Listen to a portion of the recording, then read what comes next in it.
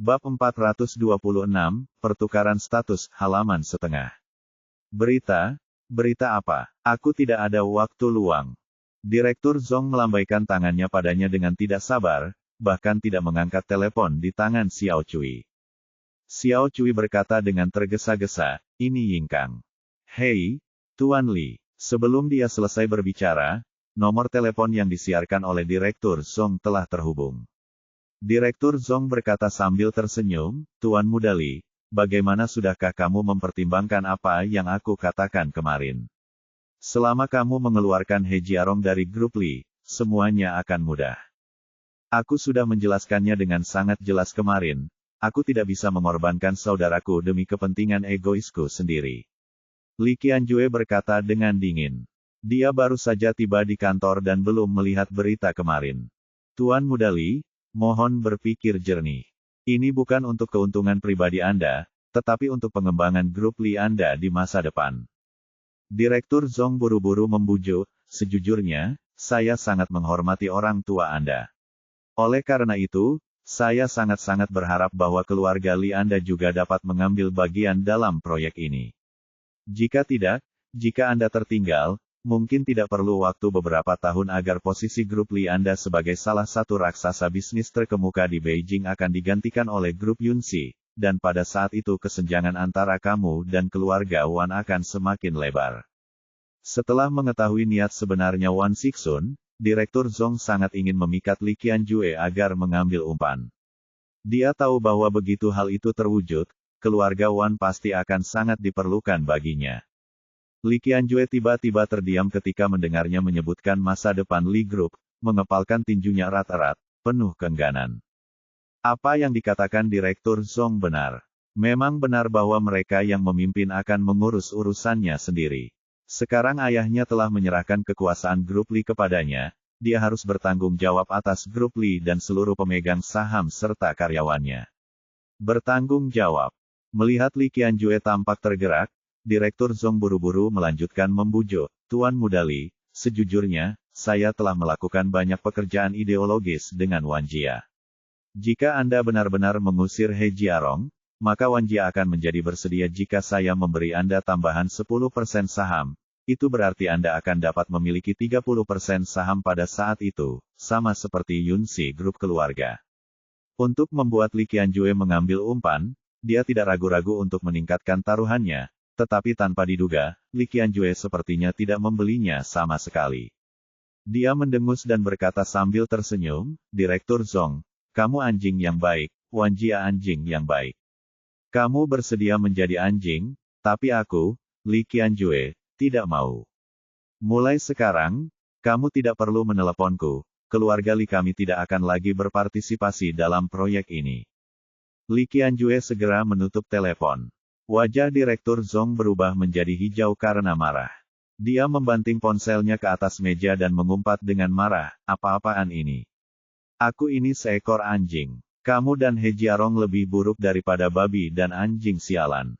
Aku mohon padamu, aku akan membuatmu mati rasa. Pergilah ke mimpi Chun Qiu. Karena amarahnya, tangannya mulai sedikit gemetar, dan dia berharap dia bisa bergegas ke Li Qianjue dan menamparkan wajahnya dengan keras. Direktur Zong. Sekretariat Xiao Cui memanggil Direktur Zong dengan suara agak ragu-ragu. Faktanya, dia juga tahu bahwa dia tidak boleh memprovokasi Direktur Zong dalam situasi ini, tetapi situasinya tidak mungkin. Keluar. Direktur Zong sangat marah dan mengabaikannya sama sekali. Xiao Cui menggigil ketakutan ketika dia melihatnya tampak seperti kanibal. Dia tidak berani mengatakan apa-apa lagi dan berjalan kembali ke tempat duduknya dengan hati-hati. Direktur Zong berjalan mengelilingi kantor dengan marah, tetapi dia tidak berdaya. Satu-satunya kekuatan di tangannya adalah mengawasi proyek tersebut. Karena Li Qianjue tidak lagi tertarik dengan proyek tersebut, dia tidak memiliki sarana untuk mengancam Li Qianjue. Bang! Pada saat itu, pintu kantor tiba-tiba dibuka, dan panel pintu yang berat membentur dinding dengan suara keras yang teredam. Siapa sih? Direktur Zong berbalik dan memarahinya, tetapi sebelum dia selesai berbicara, dia menelannya kembali dan segera memasang ekspresi menyanjung dan berkata, Ketua tim, mengapa kamu ada di sini? Apakah kamu sakit jiwa? Orang yang datang adalah ketua kelompok kerja.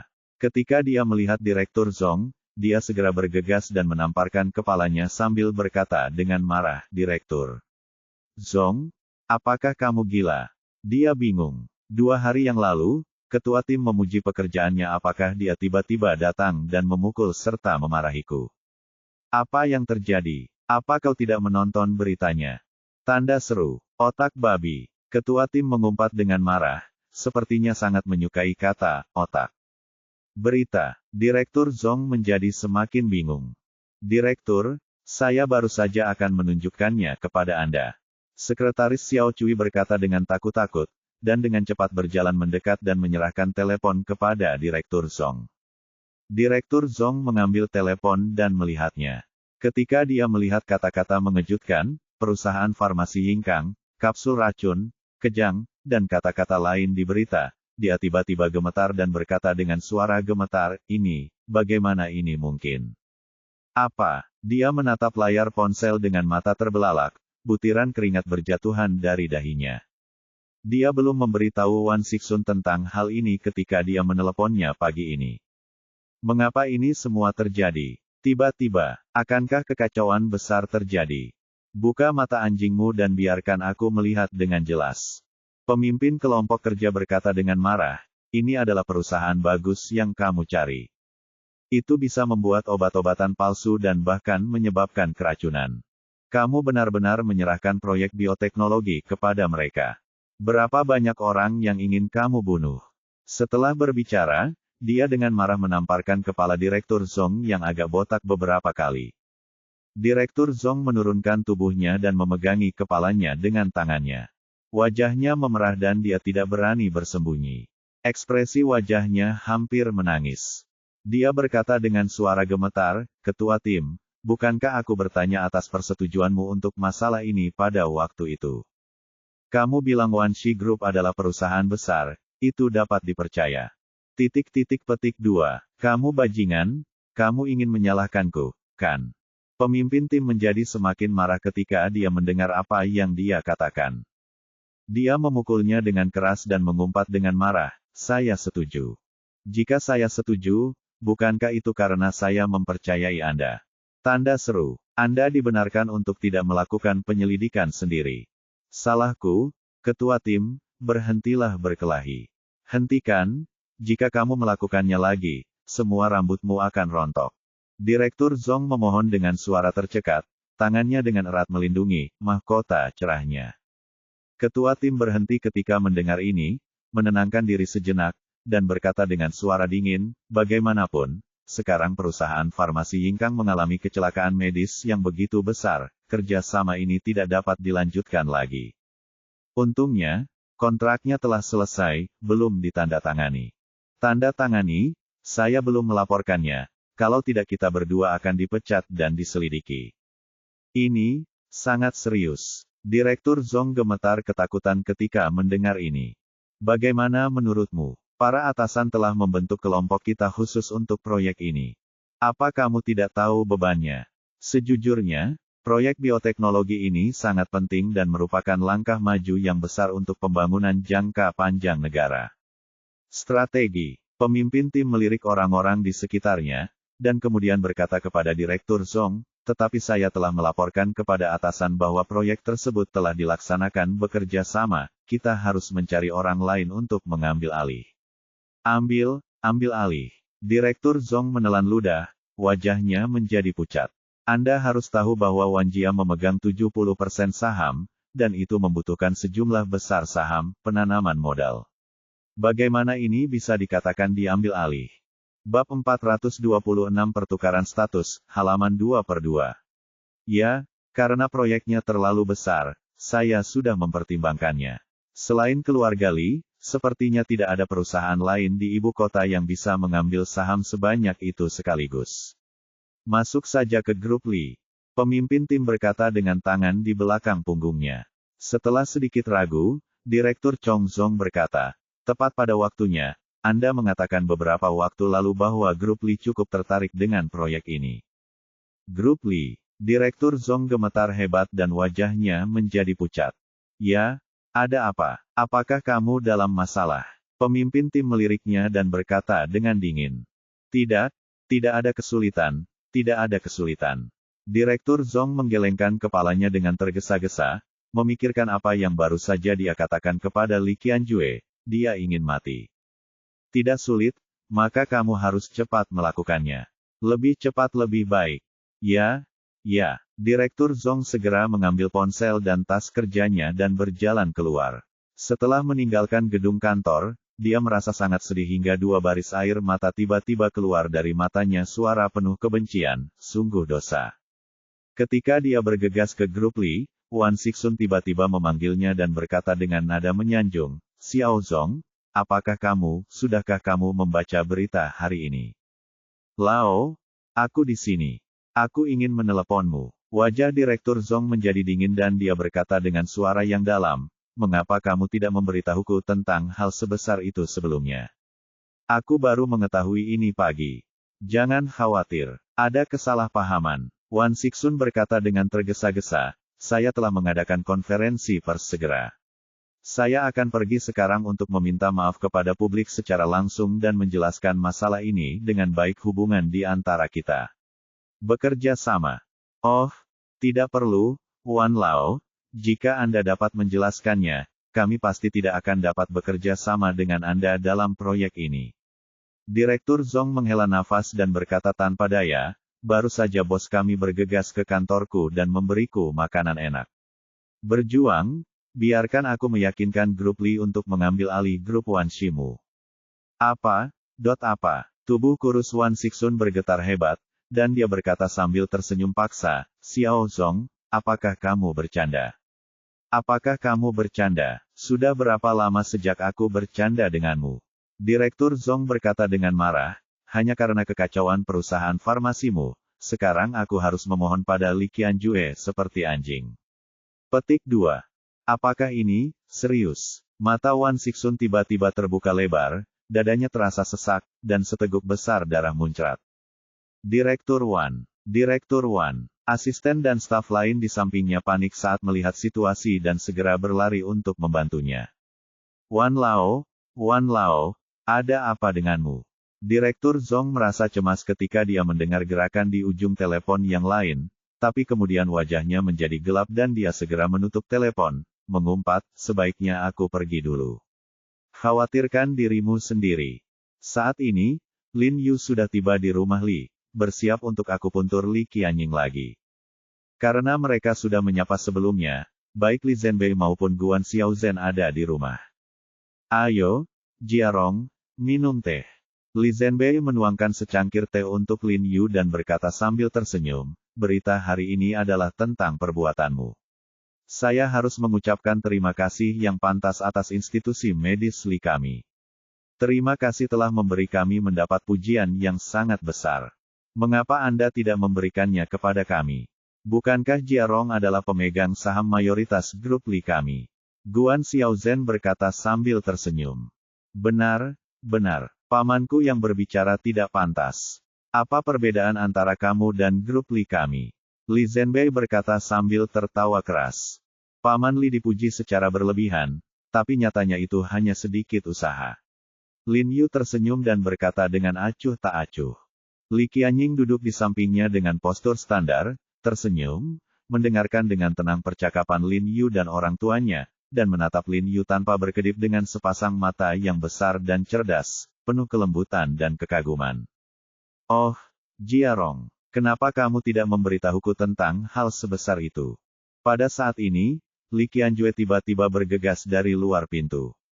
Sebelum dia masuk, kata-kata itu sudah diucapkan. Berita pagi ini. Saudara Li, mengapa kamu kembali? Lin Yu berkata sambil tersenyum, bagaimana, apakah 1,8 juta ini sepadan? Dan berkata dengan ragu, tetapi apakah ini akan membantu kita bersaing dalam proyek medis? Lagi pula, tanggung jawab atas kecelakaan medis ini tidak terletak pada perusahaan farmasi Yingkang, tetapi pada bengkel-bengkel kecil itu. Jika saat itu normal, mungkin itu tidak akan berdampak banyak, tapi kejadian ini terlalu sensitif. Pertama-tama, kelompok khusus seperti anak kecil diracuni dan hampir menyebabkan kematian. Kini setelah beritanya tersebar, opini publik pun bergejolak sangat rendah. Jelas bukan langkah bijaksana bagi negara untuk menyerahkan proyek ini kepada mereka saat ini. Lin Yu berkata sambil tersenyum, karena grup Li dapat dengan sempurna menggantikan grup Wanshi, mengapa mereka tidak menyerahkannya? Atas proyek ini kepadamu. Ini, sulit untuk mengatakannya. Li Qianjue tersenyum dan menggelengkan kepalanya, tapi dia tidak seoptimis Lin Yu. Bagaimanapun, situasi di sini sangat rumit, dan itu akan sulit agar Direktur Zong sendiri yang menanganinya. Tuan, ada 2 orang di luar, berteriak bahwa mereka bersikeras untuk bertemu dengan Anda, mengatakan bahwa mereka mengejar Anda dari perusahaan. Begitu Li Qianjue selesai berbicara, pengawal di luar bergegas dan melapor kepadanya. Mengikutimu sepanjang jalan, siapa itu? Li Qianjue bertanya dengan bingung. Hanya saja nama belakangnya adalah Zong, dan dia adalah direktur kelompok kerja bioteknologi. Kata pengawal itu dengan tergesa-gesa. Bab 427 Ambil risiko. Nama belakangnya Zong, Direktur Zong. Li Qianjue tampak sangat gembira saat mendengar ini. Dia segera menoleh ke Lin Yu dan berkata, Jiarong, kamu benar sekali. Lin Yu mengangguk sambil tersenyum terkejut, dia berkata, sepertinya kali ini, dia mungkin tidak memintaku untuk mundur dari grup Li. Kamu tahu tentang ini. Li Qianjue terkejut ketika mendengar ini, melihat Lin Yu dengan terkejut, dia kemudian berpikir bahwa mungkin Sun Junyu yang memberi tahu Lin Yu. Aku tahu, terima kasih saudara Li karena telah memperhatikanku, kata Lin Yu sambil tersenyum. Apa maksudmu? Kita adalah saudara. Li Qianjue menepuk bahu Lin Yu, lalu berkata dengan sungguh-sungguh, Jiarong, aku benar-benar ingin mengucapkan terima kasih kali ini. Lin Yu menjawabnya lagi dengan apa yang dia katakan. Haha, ya, kita bersaudara.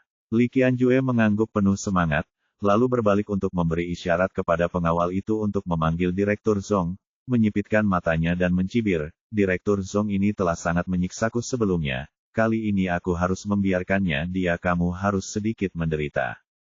Tidak lama kemudian, Direktur Zong bergegas masuk dengan para pengawal.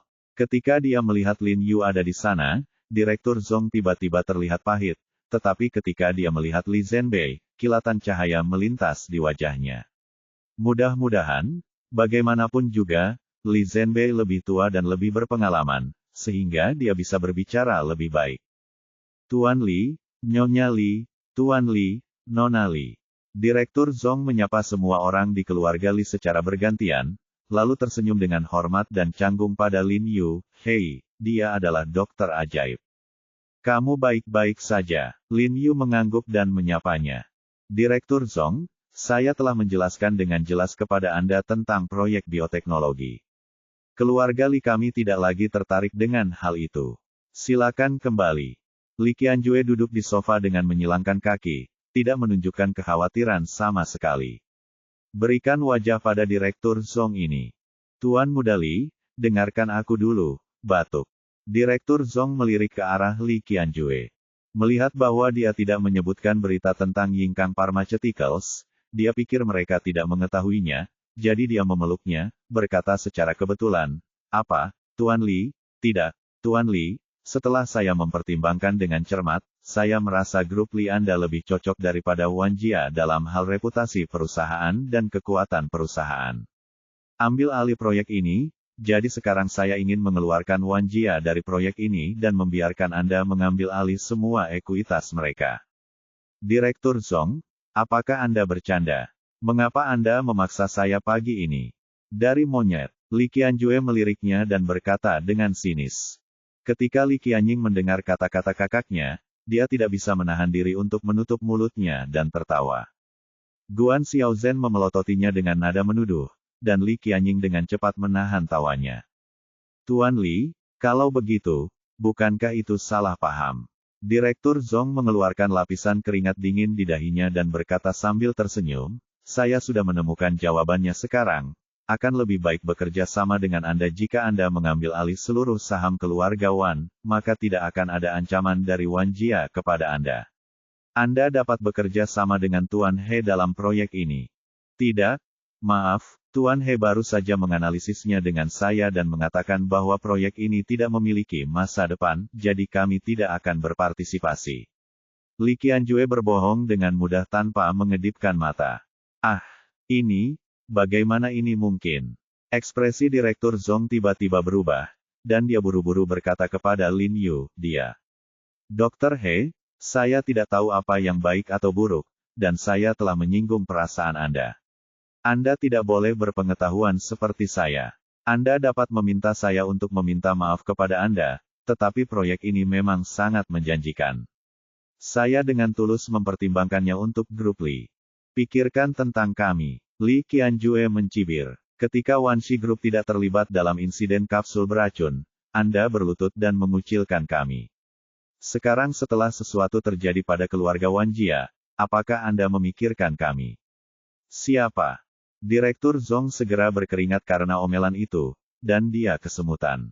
Mengetahui bahwa jika dia bersikeras menyelamatkan mukanya saat ini, dia mungkin benar-benar diusir oleh Li Qianjue, jadi dia hanya bisa memohon dengan suara rendah, Tuan Muda Li, Anda benar, saya memang antek, saya pantas mati, tapi sekarang saya tahu kesalahan saya, tolong bantu saya. Pikirkan ini baik-baik, Li Qianjue. Melihat Direktur Zong menyerah, dia merasa senang dan ingin terus mempermalukannya. Saat ini, Li Zhenbei tidak tahan lagi, dan tiba-tiba berkata, Qianjue, sudah cukup, jangan mempersulit Direktur Zong. Anda harus bersikap lunak dan berbelas kasihan. Proyek ini akan diambil alih oleh keluarga Li kami. Terima kasih, Tuan Li. Terima kasih, Tuan Li. Direktur Zong berkata kepada Li Zhenbei dengan wajah bersyukur seolah-olah dia telah diberikan amnesti. Direktur Zong, meskipun keluarga Li kami sudah lama tertarik dengan proyek ini, tidak mudah bagi grup Li kami untuk tiba-tiba menghasilkan likuiditas dalam jumlah besar. Lagi pula, saham Wan Jia terlalu besar. Oleh karena itu, kami membantu Anda kali ini. Li Zhenbei secara alami menebak bahwa jika keluarga Li tidak mengangguk, maka gelar resmi Direktur Zong mungkin akan dalam bahaya, jadi dia tidak lupa memberinya beberapa patah kata di pada saat yang sama, kami tidak bertanya kepada Anda bagaimana cara membalasnya. Kami hanya meminta agar setelah kami bekerja sama, Anda dapat memperlakukan keluarga Li kami dengan sepenuh hati. Maka saya berani menjamin Anda bahwa keluarga Li kami tidak akan pernah berhutang apapun kepada Anda. Petik 2. Ketika Direktur Zong mendengar ini, ekspresinya tiba-tiba menjadi serius. Dia segera berdiri dan berkata dengan rasa terima kasih dan rasa malu, Tuan Li, saya sangat malu. Saya melakukan ini pada grup Li Anda. Saya tidak menyangka bahwa Anda, orang tua itu, bisa mengabaikan dendam masa lalu dan terus bekerja. De mengeluh, jangan khawatir, mulai sekarang, aku akan mencoba yang terbaik untuk membantu keluarga Li. Li Qianjue mendengus, meliriknya dan tidak berkata apa-apa, tetapi ayahnya berbicara dan tidak berkata apa-apa lagi. Setelah semuanya beres dengan keluarga Li, Direktur Zong pergi dengan gembira. Qianjue, jangan terlalu agresif di masa depan. Karena orang-orang telah menundukkan kepala, mundurlah mereka. Ayah, kamu belum melihat wajahnya. Li Qianjue berkata dengan marah, mengingat nada arogan Direktur Zong di telepon di pagi hari. Seorang pria harus bertoleransi. Bagaimanapun, Anda harus bekerja sama di masa depan, dan semakin jahat Anda, semakin sulit untuk tersinggung. Jika Anda memiliki dendam, mereka mungkin akan kembali menggigit Anda. Disarankan. Tapi, Qianjue, dengarkan ayahmu dan ingatlah. Guan Xiaozhen memarahinya. Putranya memang mampu dan punya caranya sendiri dalam menghadapi dunia, tetapi dia tahu bahwa putranya masih terlalu muda lagi pula. Saya masih belum memahami pentingnya kata, sabar. Ya, Li Qianjue mengangguk tak berdaya, lalu mengedipkan mata pada Lin Yu, jelas tidak yakin. Lin Yu tersenyum dan menggelengkan kepalanya. Melihat hari sudah larut, dia berkata kepada Li Qianying, Nona Li, ayo pergi ke kamarmu untuk membantumu melakukan akupuntur. Oke, Yu berjalan ke atas. Li Zhenbei dan Guan Xiaozhen juga terlihat tenang.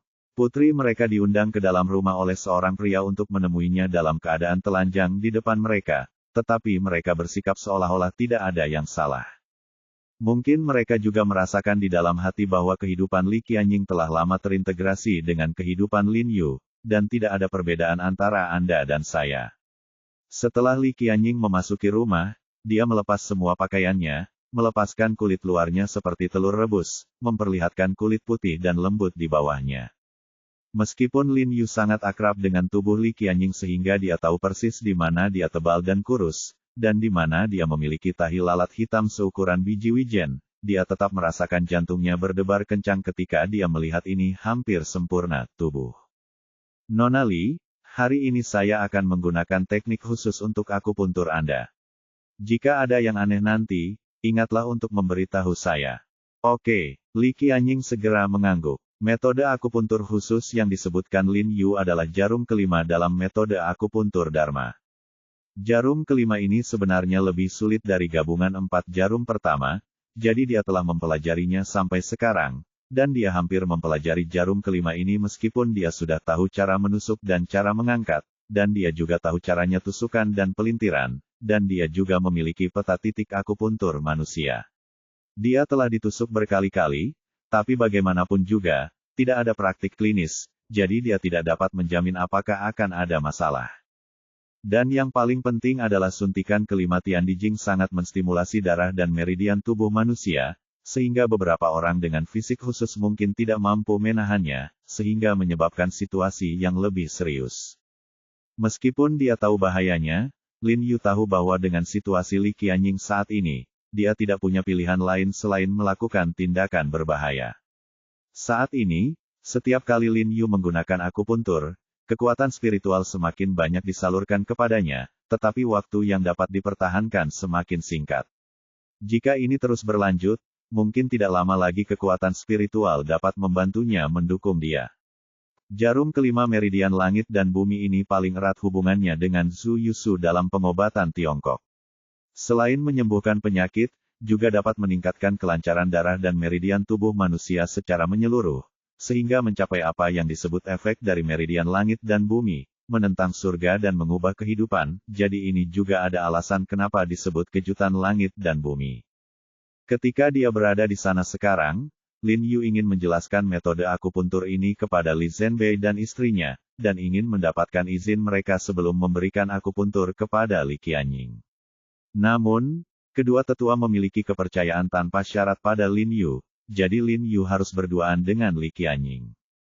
Tuan He, sebenarnya saya tahu bahwa kesehatan saya semakin buruk, dan suatu hari saya mungkin tidak dapat bertahan lebih lama lagi. Li Qianying memandang Lin Yu sambil tersenyum, seolah dia sudah memahami segalanya semua, itu dia. Dia secara alami mengenal tubuhnya sendiri dengan sangat baik. Tidak, aku bisa menyembuhkanmu. Hati Lin Yu bergetar saat mendengar ini. Dia menundukkan kepalanya dan tidak berani menatap matanya. Tangan yang memegang jarum perak itu sedikit gemetar dunia ini. Tidak begitu yakin. Sudah kubilang sebelumnya, sebenarnya aku tidak takut mati. Li Qianying tersenyum damai, tiba-tiba mengulurkan tangan dan meraih tangan Lin Yu, dan berkata dengan lembut, sebenarnya, aku bisa rukun denganmu, puas. Lagi pula, waktu-waktu ini dicuri dariku. Aku berkata, aku tidak akan membiarkanmu mati. Lin Yu berkata dengan wajah serius, berbaringlah. Dia berhenti berbicara, dan kemudian dia berbaring dengan patuh. Ingat, jika kamu merasa tidak nyaman, segera beritahu aku. Lin Yu tidak membuang waktu lagi, mengambil jarum dan bersiap untuk memberikannya, tetapi ternyata tangannya yang memegang jarum bergetar. Bab 428 Maaf, saya kasar.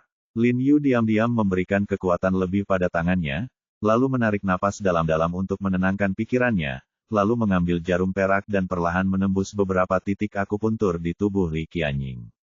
Setiap jahitan akupuntur Dharma membutuhkan banyak jarum bantu, dan jarum kelima ini membutuhkan jarum bantu paling banyak di antara 5 jarum pertama.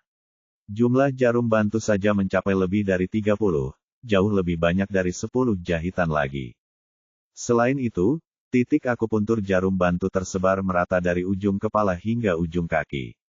Lin Yu dengan hati-hati memasukkan lebih dari 30 jarum tambahan, dan garis tipis keringat dingin muncul di dahinya.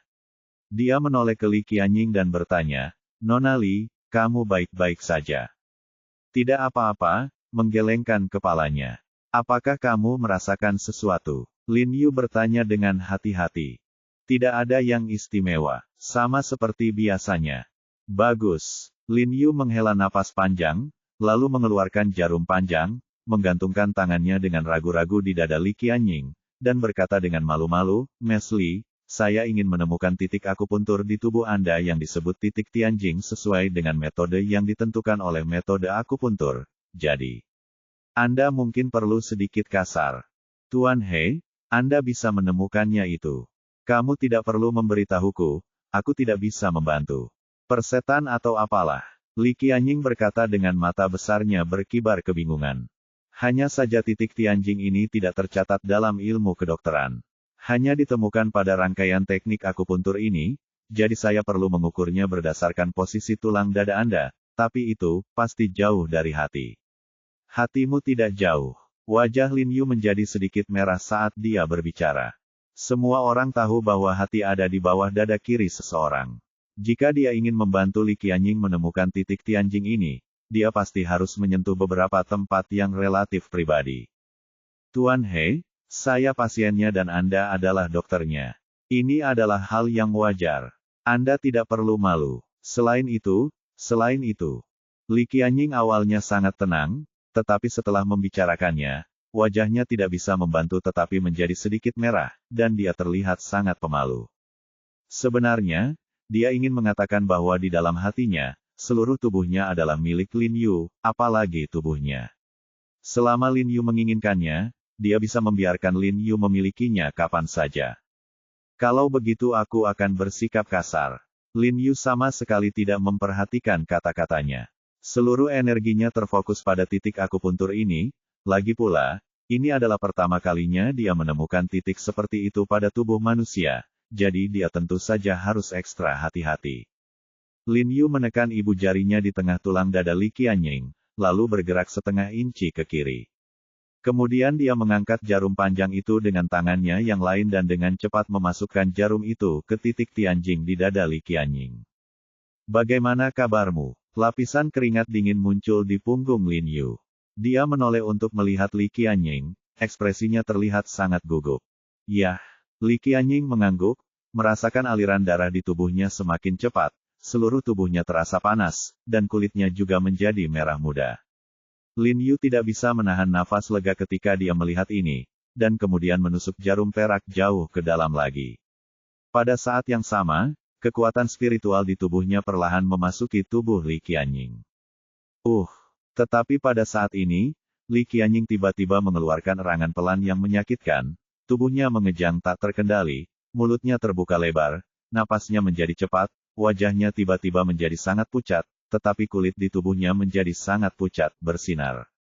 Ada lapisan warna merah yang aneh, dan perlahan berubah menjadi ungu. Nona Li, ekspresi Lin Yu tiba-tiba berubah saat melihat ini, dan dia segera mengeluarkan jarum perak di tangannya. Li Qianying berhenti bergerak-gerak dan berbaring dengan tenang lagi. Warna ungu merah di tubuhnya segera surut seperti air pasang, dan napasnya perlahan menjadi lebih tenang. Nona Li, kamu baik-baik saja. Lin Yu buru-buru mendatanginya, menyeka keringat dingin di dahinya, dan bertanya dengan nada panik seperti ini. Aku baik-baik saja, apa yang terjadi barusan? Li Qianying menoleh ke Lin Yu dan bertanya dengan rasa ingin tahu. Dia tidak tahu apa yang terjadi padanya sekarang, karena otaknya kekurangan oksigen dan menjadi kosong darah di tubuhnya mengalir deras. Rasanya seperti akan meledak. Melihat ekspresinya normal, Lin Yu tidak bisa menahan nafas lega.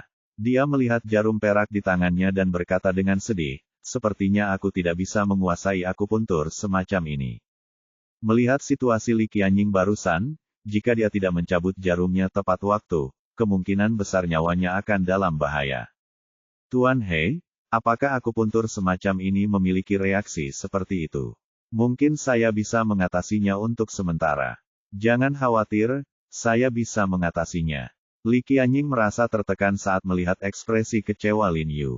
Ini bukan fenomena normal. Lin Yu tersenyum pahit, menggelengkan kepalanya, dan berkata, sepertinya saya harus menggunakan metode akupuntur lama hari ini.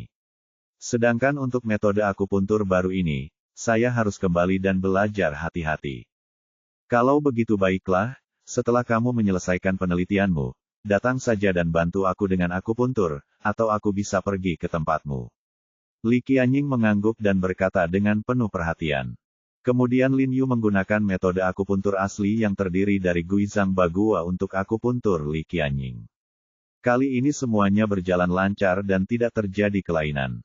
Terlihat memang ada masalah dengan metode akupuntur Bodhidharma Lin Yu. Setelah keluar dari rumah Li, Lin Yu memikirkan tentang suntikan sepanjang waktu. Dia dengan hati-hati mengingat posisi, sudut dan kekuatan suntikan, memastikan bahwa dia telah menguasainya dengan tepat melakukan kesalahan, jadi dia bingung dan tidak mengerti mengapa situasi aneh itu terjadi.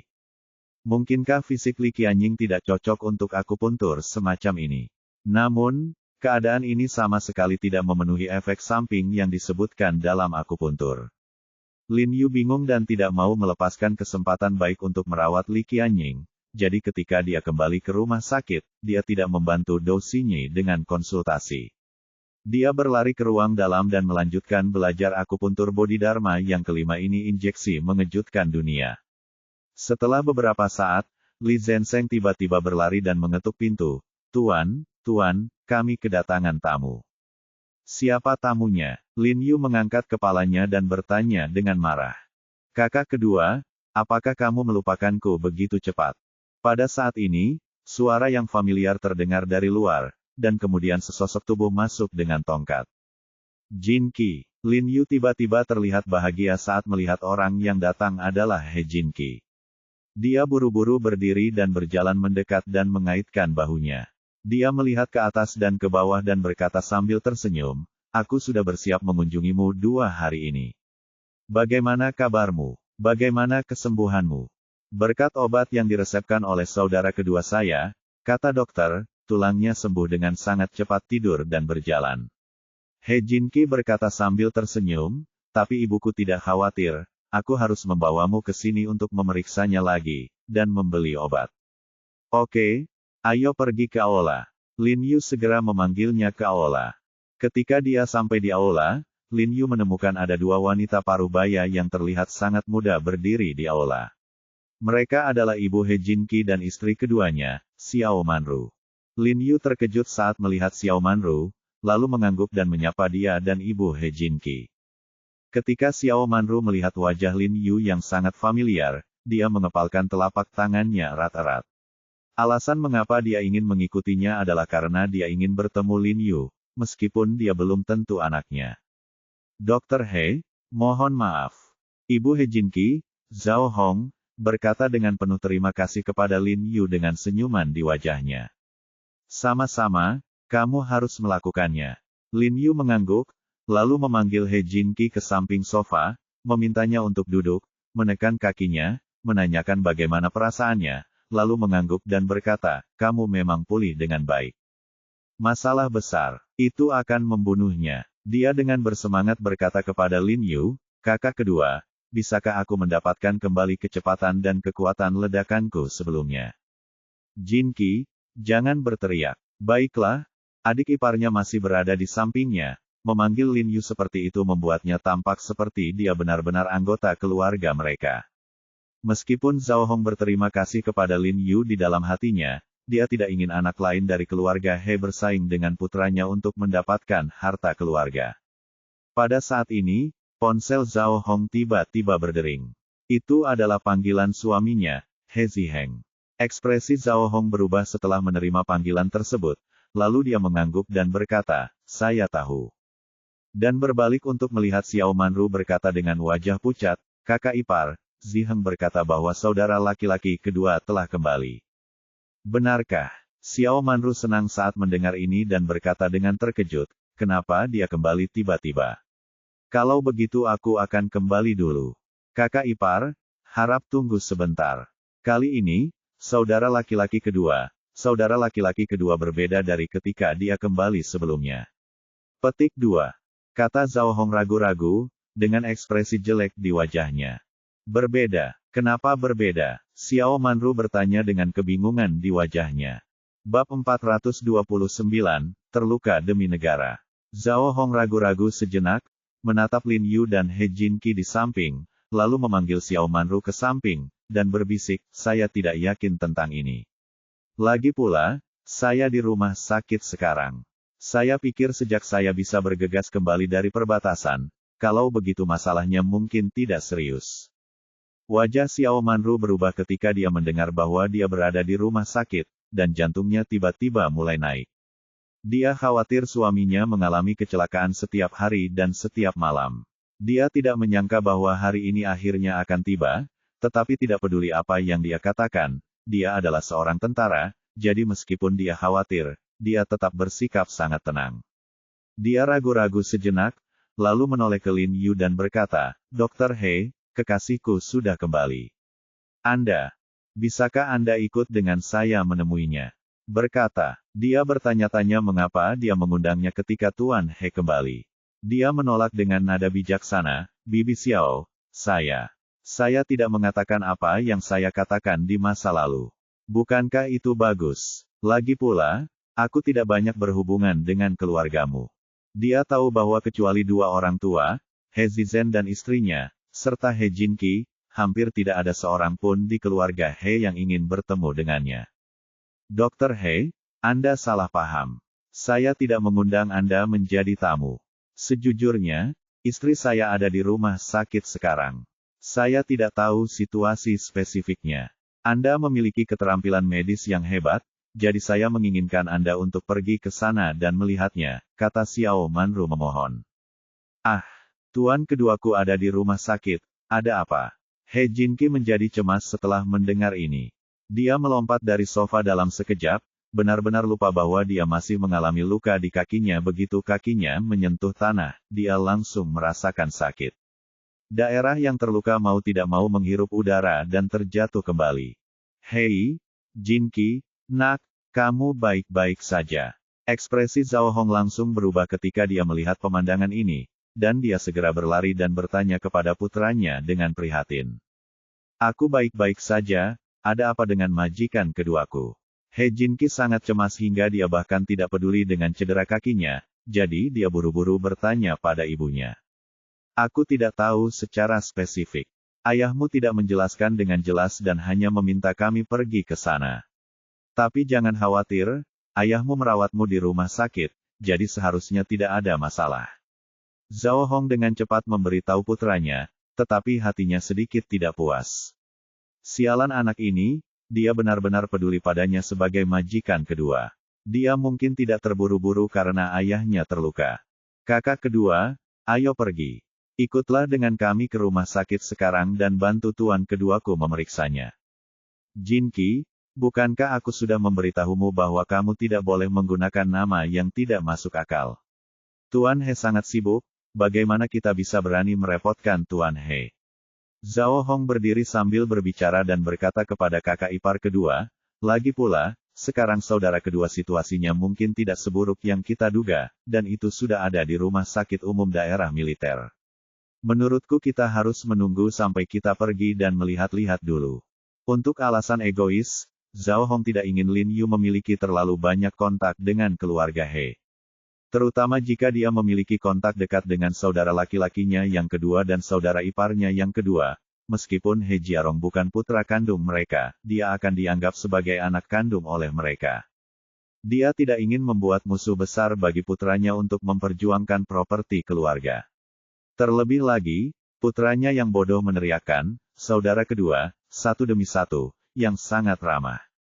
Jika Lin Yu benar-benar datang ke keluarga He, dia mungkin akan tertipu oleh Lin Yu. Petik 2. Tuan He, saya tahu Anda sibuk di sini, tapi... Xiao Manru mendengar perkataan kakak iparnya dan melirik ke arah pasien di ruang tunggu Aula Huiseng, merasa sedikit malu.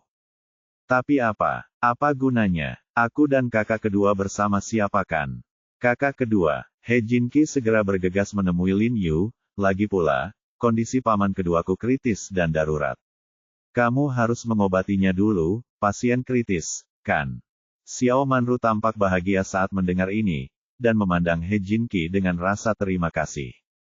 Faktanya, Dia membiarkan Lin Yu pergi bukan hanya karena keterampilan medis Lin Yu yang luar biasa, tetapi juga karena dia tahu itu suaminya begitu setelah kembali untuk waktu yang lama. Saya pasti berharap untuk bertemu Lin Yu.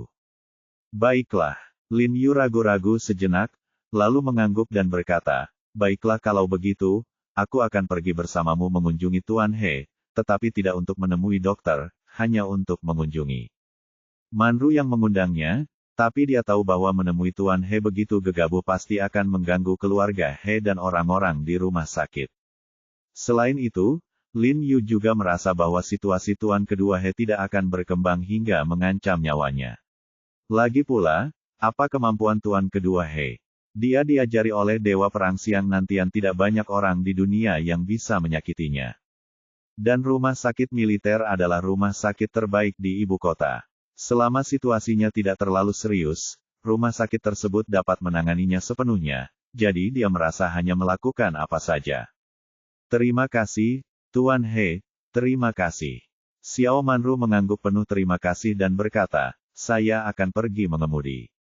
Melihat Lin Yu setuju, Zhao Hong tidak bisa menahan nafas dalam hatinya, membenci besi itu tidak bisa menjadi baja. Dia memutar matanya ke arah putranya yang konyol. Setelah Lin Yu mengikuti Xiao Manru dan yang lainnya ke rumah sakit utama wilayah militer, dia melihat 4 atau 5 jeep militer diparkir di bawah gedung rumah sakit, serta beberapa mobil hitam dengan plat nomor pemerintah. Beberapa pria berseragam militer berkumpul bersama, merokok, dan mendiskusikan sesuatu dengan wajah serius. Para pasien di sekitar mereka tidak bisa menahan diri untuk tidak melihat ke belakang dengan rasa ingin tahu, berdiskusi satu sama lain, bertanya-tanya siapa orang besar yang sakit dan dirawat di rumah sakit. Adik ipar. Saat itu, beberapa petugas yang sedang merokok tiba-tiba gemetar saat melihat Xiao Manru. Mereka segera mematikan rokoknya, menegakkan tubuh dan memberi hormat pada Xiao Manru. Halo semuanya, Zizen di lantai berapa? Xiao Manru mengangguk ke arah mereka dan bertanya. Oh, ketua ada di lantai 9, salah satu petugas berkata dengan ekspresi yang agak tidak wajar. Terima kasih. Xiao Manru mengangguk, tanpa banyak berpikir, dan segera berjalan cepat menuju lift. Lin Yu memperhatikan ekspresi aneh di wajah petugas itu dan merasa sedikit terkejut. Lalu dia tiba-tiba memikirkan sesuatu. Lantai 9. Lantai 9 pada dasarnya adalah unit perawatan intensif yang lengkap, bukan? Karena terakhir kali dia datang untuk membantu He Yanyan, putri tertua dari keluarga He, mengobati bisa ular, dia ingat dengan jelas bahwa lantai 9 adalah tempat He Yanyan berada saat itu. Tiba-tiba hatinya bergetar. Mungkinkah Tuan He berada dalam situasi yang serius kali ini? Tanpa berkata apa-apa lagi, dia segera memasuki lift bersama Xiao Manru dan langsung menuju lantai 9. Apa yang tidak diharapkan Lin Yu adalah ada tentara yang mengenakan seragam militer hijau dan topi militer di mana-mana di koridor lantai 9. 3 atau 5 dari mereka berkumpul untuk mendiskusikan sesuatu.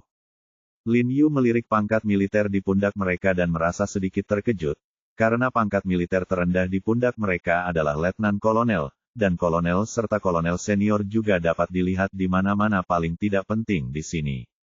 Adik ipar. Ketika para prajurit di koridor melihat Xiao Manru, mereka tiba-tiba berdiri dan memberi hormat. Xiao Manru mengangguk ke arah mereka dan berjalan cepat menuju 5 tanpa memikirkan apa yang harus dia katakan, karena saat ini dia menyadari bahwa di ujung koridor, He Ziqin dan He Ziheng sama-sama ada di sana. Adik ipar, para prajurit di sekitarnya memberi hormat padanya satu demi satu. Baru setelah dia, Lin Yu dan yang lainnya berjalan mendekat. Para prajurit itu menurunkan tangan mereka. Lin Yu terharu. Dia tahu bahwa alasan mengapa mereka begitu menghormati Xiao Manru bukan karena Xiao Manru, tapi karena He Zizen. Saat ini, sekelompok besar orang sedang berdiri di luar bangsal di ujung koridor. Yang paling dalam adalah beberapa dokter berjas putih, dan di antara sedikit orang di luar, selain He Ziqin dan He Ziheng, ada juga seorang dokter, beberapa prajurit lanjut usia. Pangkat militer di pundak mereka semuanya mayor jenderal, dan salah satu dari mereka, dengan rambut beruban di pelipisnya, sebenarnya memiliki pangkat letnan jenderal. Lin Yu tidak bisa menahan diri untuk tidak terlihat terkejut saat melihat adegan ini. Tuan kedua dari keluarga He adalah satu-satunya yang bisa membuat begitu banyak jenderal menyerahkan semuanya pada saat yang sama dan datang ke rumah sakit untuk menjenguknya. Kanan. He Ziqin dan yang lainnya berkumpul di sekitar dokter dengan ekspresi serius, menanyakan sesuatu. Dokter dengan sabar menjelaskan kepada mereka, sepertinya menjelaskan kondisi He Zizen. Saudaraku, bagaimana kabar Zizen? Xiao Manru hampir berlari dalam beberapa langkah terakhir. Faktanya, dia menyadari ada sesuatu yang tidak beres ketika dia baru saja keluar dari lift dan melihat tentara di mana-mana di koridor, banyak jenderal di sana. Dia tiba-tiba panik. Sepertinya ada sedikit tangisan dalam suaranya, dan dia merasa sedikit bersemangat. Dia seorang tentara, tapi dia juga seorang wanita. Bagaimana dia bisa tetap tenang ketika kekasih dan tanggungannya berada dalam bahaya? He Ziqin melihat ekspresi Xiao Manru berubah, lalu mengedipkan mata pada anak ketiga. Anak ketiga buru-buru berjalan mendekat dan meraih Xiao Manru, dan buru-buru berkata, "Kakak ipar, jangan khawatir, kondisi kakak kedua cukup stabil, sekarang. Nyawanya tidak dalam bahaya untuk saat ini." Xiao Manru menghela nafas lega ketika mendengar ini. Dia bergoyang dan tampak sedikit kelelahan. Kemudian dia berbalik untuk melihat ke dokter di sebelahnya dan berkata buru-buru, "Aku akan pergi dan mendengarkan apa yang dikatakan dokter." "Hei, dua, kakak ipar, jangan pergi ke sana, biarkan aku memberitahumu nanti." He Ziheng tampak cemas dan buru-buru meraihnya Xiao Manru. "Kenapa kamu tidak melepaskanku? Apakah kamu berbohong padaku?" Wajah Xiao Manru menjadi pucat, dan dia kembali menatap He Ziheng dengan sensitif dan bertanya dengan keras. "Tidak, tidak, pemimpin saudara Fuji juga ada di sini." He Ziheng menjelaskan dengan cepat. Tunggu sebentar, dokter akan segera selesai berbicara." Setelah dokter selesai menjelaskan kepada beberapa petugas, dia berbalik dan bergegas pergi, seolah sedang sibuk menyiapkan sesuatu. "Saudaraku, bagaimana kabarmu dengan Zizen?" Setelah melihat ini, Xiao Manru segera bergegas menemui He Ziqin dan bertanya dengan mendesak, matanya sangat merah. "Manru, jangan terlalu bersemangat, situasi Zizen sudah cukup stabil sekarang." Sebelum He Ziqin sempat berkata apa-apa, Letnan Jenderal berambut abu-abu di samping segera berkata kepada Xiao Manru. "Halo, Ketua." Xiao Manru kemudian teringat bahwa dia belum menyapa Ketua dan memberi hormat. Letnan Jenderal melambaikan tangannya ke arahnya dan menghela nafas dengan sungguh-sungguh, "Jangan khawatir, Zizen terluka parah kali ini karena misi nasionalnya. Kita harus menyembuhkannya dengan cara apapun. Saya baru saja berbicara dengan kepala dokter Zizen setelah pertukaran dengan para siswa, nyawa Zizen tidak dalam bahaya. Zhao Zongji, wakil presiden dan direktur bedah rumah sakit mereka, akan segera datang. Saya yakin dia pasti akan menemukan cara untuk merawat Zizen." "Apakah ini? Cedera apa? Di mana itu?" Jantung Xiao Manru tiba-tiba terangkat dan dia bertanya dengan panik. Dia mengira He Zizen mungkin terluka oleh tembakan, dan pelurunya pasti mengenai bagian yang sangat fatal. Nyatanya, bukan hanya peluru yang menembus tubuhnya. Bab 430 Jangan pernah menyerah pada saudara manapun. Ekspresi Lin Yu di samping juga menjadi serius, dia memiringkan telinganya dan mendengarkan dengan penuh perhatian. Pertanyaan yang diajukan Xiao Manru adalah apa yang ingin dia tanyakan. Dan dia juga memiliki pemikiran yang sama dengan Xiao Manru, menebak bahwa luka He Zizen pasti luka tembak atau pecahan peluru yang meledak yang menembus tubuhnya, dan kemungkinan besar dia mengalami banyak luka. Namun yang mengejutkan mereka, pria berpangkat Letnan Jenderal itu berkata dengan sungguh-sungguh, dia menderita luka tusuk. Total ada 5 luka, tapi tidak di bagian vital, termasuk 2 di lengan, 1 di perut, dan 1 di perut, di belakang. 2 tempat. Xiao Manru dan Lin Yu terkejut ketika dia mengatakan ini. Xiao Manru mengetahui keahlian suaminya, dia adalah lawan yang tak terkalahkan di pasukan khusus. Bagaimana mungkin seseorang masih bisa melukainya dengan pisau dari jarak dekat? Lin Yu terkejut karena ini, dan keterkejutannya jelas lebih kuat, karena dia tahu kekuatan He Zizen lebih baik daripada Xiao Manru. Bagaimanapun, He Zizen adalah seseorang yang tidak ragu-ragu dipuji oleh dewa perang bahwa dia begitu kuat. Pria itu ditikam 5 kali. Setelah Xiao Manru terkejut, dia senang karena luka suaminya tidak kritis. Namun, dia sepertinya menyadari sesuatu dalam sekejap dan berkata dengan terkejut, "Ketua, karena luka Zizen tidak kritis, mengapa nyawanya dalam bahaya?" "Ini karena kondisi lukanya agak rumit." Letnan Jenderal menjawab dengan canggung, "Kita harus menunggu hasil pemeriksaan dokter keluar." Petik 2. Bisa dimengerti, Letnan Jenderal itu mengangguk dengan serius. Faktanya, dia tidak tahu banyak tentang situasi spesifiknya karena dokter tidak bisa menjelaskannya dan perlu menunggu hasil pemeriksaan lebih lanjut keluar sebelum mengambil keputusan. Mata Xiao Manru sudah berkaca-kaca. Dia menatap suaminya yang terbaring di ranjang rumah sakit melalui kaca dan berkata dengan lembut, "Bolehkah saya masuk dan menemuinya?" "Manru," kata dokter, "itu tidak mungkin sekarang." He Ziqin menghela nafas pelan. Lalu Zizen terluka parah. Xiao Manru mengepalkan tinjunya, menoleh, dan dengan rasa ingin tahu meminta Letnan Jenderal dan yang lainnya ke samping. Faktanya, dia sudah menebaknya tanpa bertanya, dan itu mungkin terkait dengan misi suaminya. Semua tugas yang dilakukan suaminya setiap hari sangatlah berbahaya, dan jika dia tidak hati-hati, dia bisa saja mengalami kecelakaan. "Oh, ini, kakak ipar, aku minta maaf padamu." Sebelum Letnan Jenderal selesai berbicara, tiba-tiba sesosok tubuh muncul dari tangga, berlari cepat dan berlutut di depan Xiao Manru dengan keras, menundukkan kepalanya. Lin Yu dan yang lainnya tercengang. Mereka tidak memperhatikan orang ini sebelumnya. Saya melihat laki-laki ini mengenakan seragam kamuflase, dengan seluruh rambut dicukur, dan perban tebal melilit kepalanya. Pada saat yang sama, tangan kirinya memakai plester putih, digantung di lehernya, dan pergelangan tangannya juga dibalut kain kasa. Itu ketat dan sangat halus, dan bagian atasnya agak merah, jelas ada darah yang keluar. Melihat ini, Lin Yu tidak bisa menahan nafas. Ternyata seluruh tangan kiri pria ini hilang. Yang lain tidak bisa menahan rasa panik ketika mereka melihat pemandangan ini. "Kamu adalah..." Xiao Manru terkejut ketika dia melihat pria itu. Dia belum pernah melihatnya sebelumnya, jadi dia merasa sedikit terkejut, dan kemudian buru-buru melangkah maju untuk membantunya. "Kakak ipar, aku pantas mati. Aku membunuh kaptennya." Pria itu menundukkan kepalanya dan tidak menunjukkan niat untuk bangun, dengan ekspresi bersalah di wajahnya. "Ketua, siapa ini?" Xiao Manru bertanya dengan heran karena beberapa biksu Zhang Er bingung. "Dia dari Kam Ansi, bawahan Zizen." Letnan Jenderal berkata dengan wajah tegas, "Nama kode Fierce Tiger. Panggil saja dia Huzi." Bawahan Kam Ansi, karena kerahasiaan, Letnan Jenderal tidak mengungkapkan nama asli Sinu. "Oh, ternyata itu kakak Huzi. Ayo bangun dan bicara dulu." Xiao Manru mendengus sambil menahan air matanya dan membantu Huzi berdiri. Mau tidak mau, dia merasakan keintiman. Bagaimanapun, inilah orang yang akan menemani suaminya menjalani hidup dan mati.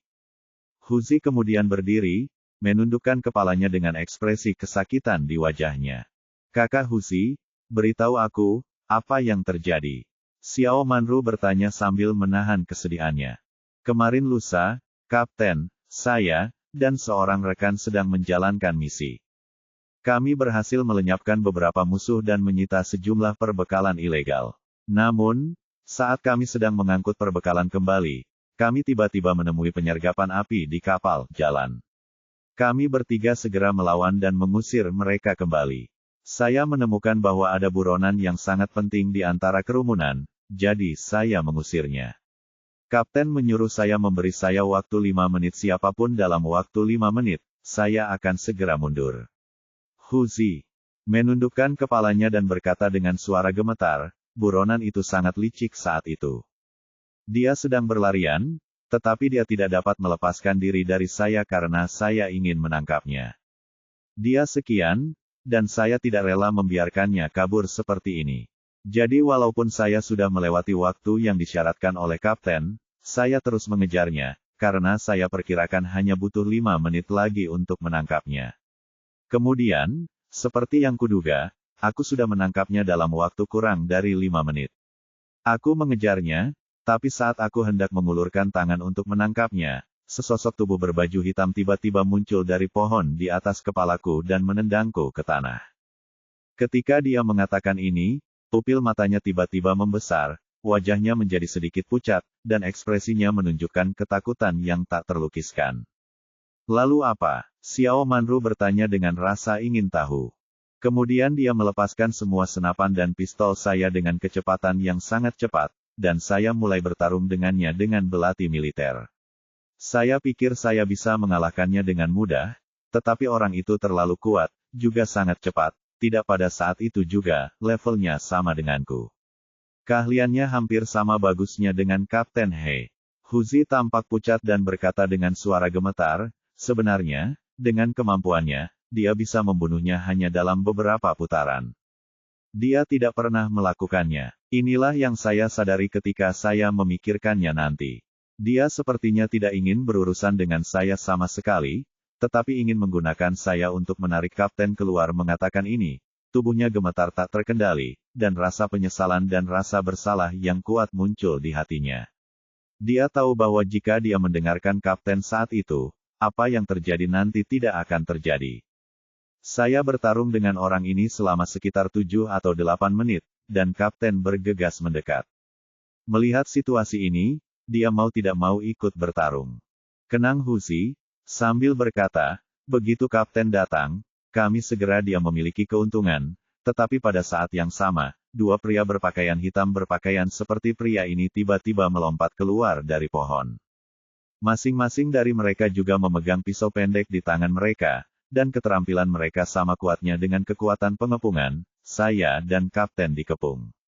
Saat ini, kapten dan saya menyadari bahwa kami telah terjebak. Sebenarnya, dengan kemampuan kapten, kami bisa saja melarikan diri, tapi bagi saya, kami terluka parah pada akhirnya. Begitu dia selesai berbicara, air matanya jatuh. Dia tidak bisa menahannya dan menangis di depan semua orang lagi. Dia tahu bahwa dialah yang melukai kapten. Semua orang tergerak ketika mendengar kata-katanya. Mereka terkesan dengan semangat kepahlawanan He Zhen, dan pada saat yang sama mereka tidak bisa menahan nafas untuk Huzi. Mereka semua adalah tentara, jadi mereka secara alami dapat memahami suasana hati Huzi. Faktanya, Huzi hanya mencoba menangkap buronan, dan dia bahkan melipat salah satu tangannya untuk tujuan ini, dan karir militernya akan segera berakhir. Jika saya harus disalahkan, saya hanya bisa menyalahkan para pembunuh yang kejam dan licik itu. Oke, aku tidak menyalahkanmu untuk ini. Xiao Manru tidak tahu kapan wajahnya dipenuhi dua garis air mata, tapi dia telah berusaha sekuat tenaga untuk mengendalikan emosinya dan menghibur Huzi dengan suara rendah. Sebenarnya, bahkan jika dia mengetahui sebelumnya bahwa itu adalah penyergapan, dia akan tetap bergegas masuk dan menyelamatkannya. Terlepas dari keselamatannya sendiri, dia telah mengikuti He Zhen selama bertahun-tahun, jadi dia secara alami paling memahami temperamen He Zhen. Keras kepala ini keledai tidak akan pernah menyerah pada saudaranya kapanpun dan dalam keadaan apapun. Bagaimana dengan ketiga orang itu nanti? Lin Yu kaget setelah mendengar ini. Dia benar-benar tidak menyangka hanya 3 orang yang bisa menyakiti He Zhen seperti ini, dan itu dengan Huzi sebagai asistennya. Ya, dia hanya menggunakannya di dalam hatinya, karena dia tahu bahwa dengan kemampuan He Zhen, 7 atau 8 pasukan khusus mungkin bukan lawannya bersama-sama, jadi dia benar-benar tidak menyangka bahwa 3 orang bisa melukainya begitu serius hanya menunjukkan bahwa ketiga orang ini terlalu kuat. Ketika semua orang melihat Lin Yu mengajukan pertanyaan, mereka tidak bisa menahan diri untuk tidak memandangnya dengan rasa ingin tahu. Baru kemudian para jenderal melihat wajah Lin Yu dengan jelas, dan mereka terlihat terkejut. Mereka sepertinya menyadari bahwa penampilan Lin Yu persis sama dengan He Zhen ketika dia masih muda dengan Xiao Manru lagi. Letnan Jenderal sebelumnya segera terkejut, kamu adalah putra Zhen. Haha, ketua. Kamu salah paham. Dia bukan anak dari saudara kedua. Dia berasal dari Qinghai dan tidak ada hubungannya dengan keluarga He kita. He Ziqin segera berdiri dan tidak sabar.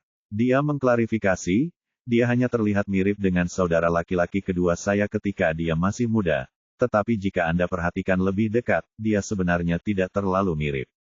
Setelah berbicara, dia mengerutkan kening dan menoleh ke arah Lin Yu. Tanpa diduga, Lin Yuhe benar-benar mengikutinya. Oh, tapi menurutku itu sangat mirip. Letnan Jenderal di samping melirik Lin Yu dan tidak bisa menahan nafas.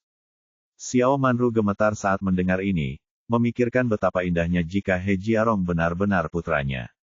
Bahkan jika Zizen tidak dapat bertahan saat ini, setidaknya dia akan memiliki ahli waris.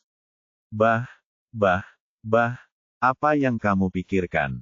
Dia segera mengutuk dirinya sendiri dalam pikirannya, menenangkan diri, lalu menoleh ke Husi dan bertanya, Husi, Tuan He baru saja bertanya, apa yang terjadi selanjutnya? Di mana 3 orang yang menyerangmu itu?